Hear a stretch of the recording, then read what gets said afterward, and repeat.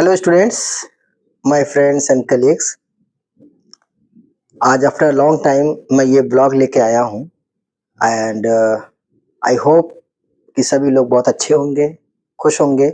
मैं अक्सर healthy lifestyle पे जो है अपना ब्लॉग जो है अक्सर कुछ ना कुछ न्यू लेके आता रहता था और आप लोग जो है उसको सुनते थे, देखते थे। आज एक थोड़ा सा डिफरेंट मैं लेके आया चूंकि मेरा जो चैनल है टोटली एजुकेशनल है एंड एजुकेशनल में जो है फिटनेस भी है और मैंने ये काफ़ी चीज़ें उससे लिंक की है कि एजुकेशन जो है, जो सबसे ज़्यादा जो रिलेटेड होता है, किससे होता है? हमारी मेमोरी से, हमारे ब्रेन से। मीन्स कि फिर वही बात आ जाती है मेंटल फिटनेस।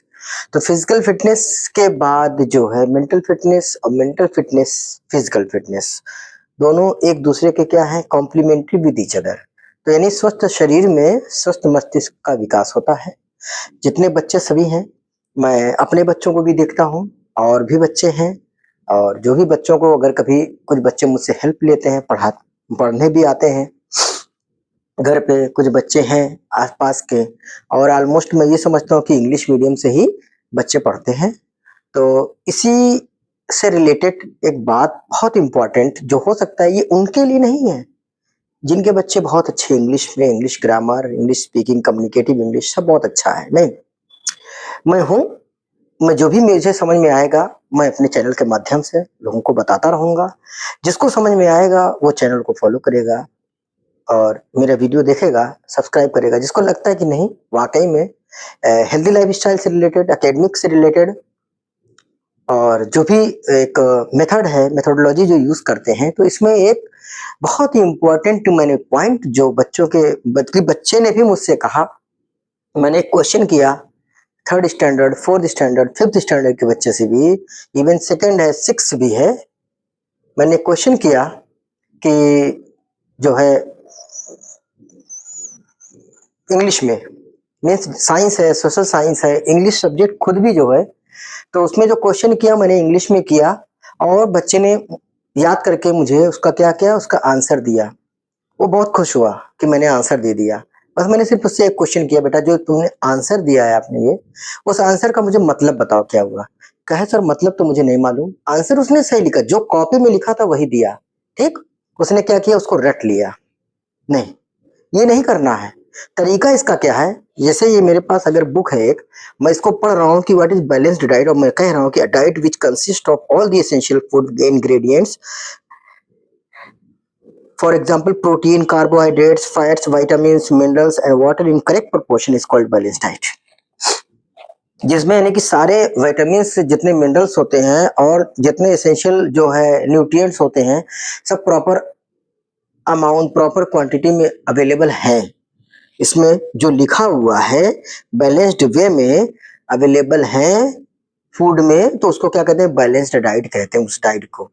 तो यहाँ पे हिंदी में मालूम हो गया, यानी कि हम इंग्लिश में पढ़ रहे हैं, हमको एकदम बिल्कुल क्लियरली पता है। तो उन बच्चों के लिए, उन बच्चों तक मेरी बात पहुंचे, उन पेरेंट्स तक पहुंचे, प्लीज पेरेंट्स तक भी पहुंचे कि जो ये वर्ड्स जिनकी मीनिंग नहीं आती, जब हम पढ़ते जाते हैं तो हर वर्ड के ऊपर बहुत अच्छी, आजकल बच्चे पेंसिल और बहुत ही अच्छी अच्छी बहुत सारी पेंसिल्स एंड जो इरेजर है, शार्पनर रखते हैं, और सब बच्चे रखते हैं।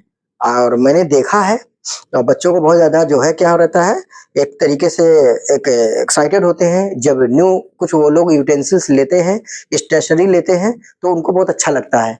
तो प्लीज अपनी पेंसिल को शार्प करिए, उसका यूज करिए, शार्पनर रखिए, इरेजर रखिए। और अब तो हमें डिक्शनरी से भी नहीं देखना है, अब तो डिक्शनरी से बिल्कुल भी नहीं देखना है, हम डायरेक्ट हम जो, अब तो ऐसे ऐसे हमारे पास सोशल मीडिया के थ्रू हम लोग क्या है, एक बार में किसी वर्ड की मीनिंग जान सकते हैं। तो हमने क्या किया, पेंसिल को शार्प कर लिया बच्चों ने, अपने पास इरेजर, अगर मान लीजिए गलत लिख दिया है तो इरेजर से इरेज हो जाएगा, शार्पनर से पेंसिल फिर से शार्प हो जाएगी। ये बहुत ही ईजी वे में है और हमें डिक्शनरी भी नहीं देखना है। अगर किसी को है डिक्शनरी से देख सकते हैं तो देखो, कोई प्रॉब्लम नहीं है।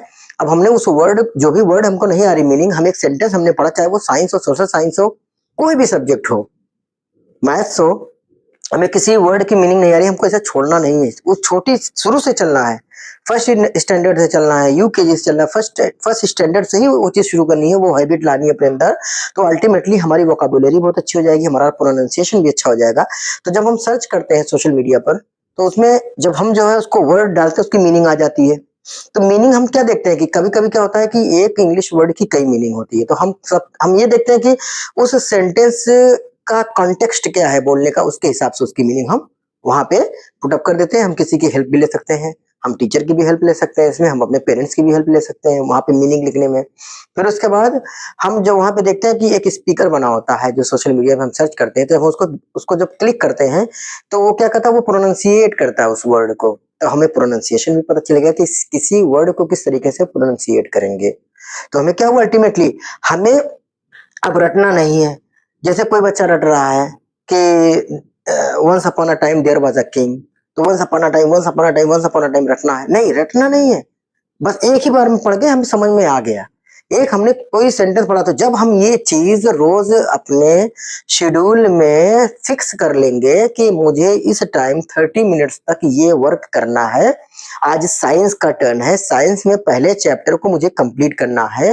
हर उस वर्ड के जहां पे वर्ड लिखा हुआ है, उस वर्ड के ऊपर उसको लिख लीजिए मीनिंग।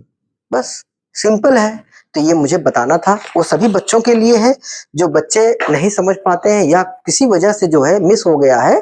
तो ये आप वर्क करिए, बस ये मेरी रिक्वेस्ट है आप लोगों से, और इससे बहुत बेनिफिट होगा, बहुत ज्यादा बेनिफिट होगा।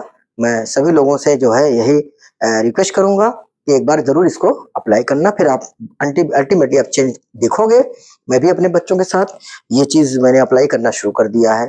Thank you very much.